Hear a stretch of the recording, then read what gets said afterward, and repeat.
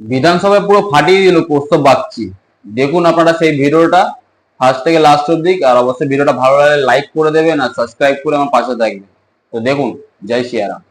আমার কথা শুরু করব গভর্নর অ্যাড্রেসের উপরে 4 লাইন দিয়ে।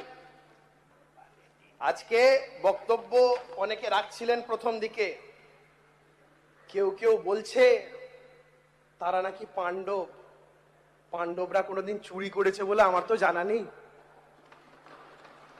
পাণ্ডবেরা কোনোদিন প্রিজন ভ্যানে উঠেছে বলেও তো আমার জানা নেই।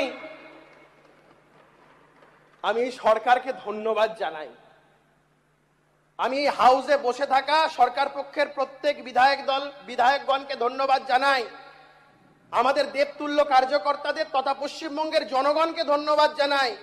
এই নির্বাচনের রেজাল্ট শুধুমাত্র অত্যাচারী ব্যভিচারী শাসককেই পর্যদস্ত করেনি, এখন ফুলের পাপড়ি নিয়েও মারামারি শুরু হয়ে গেছে, ফুলের পাপড়ি নিয়ে টানাটানি শুরু হয়ে গেছে। অত্যন্ত সিনিয়র একজন মেম্বার হাউসের, তিনি গঙ্গা ভাঙন নিয়ে কথা বলছিলেন। 82 সাল থেকে তিনি এই হাউসে আছেন, তৃণমূল সরকারের প্রথম দিন থেকে তিনি এই হাউসে আছেন। গঙ্গা ভাঙন নিয়ে আগের মুখ্যমন্ত্রীকে কেন এইভাবে বলেননি, मैं भूखा हूं। এত খাওয়ার পরেও খিদে মেটে না।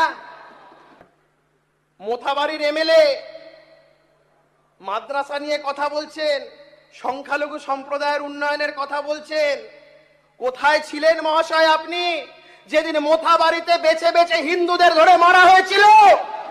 স্যার, ছোটবেলায় খুব দুষ্টু ছিলাম, পাশের বাড়ি থেকে একটা কাঁঠাল চুরি করেছিলাম ছোটবেলায়।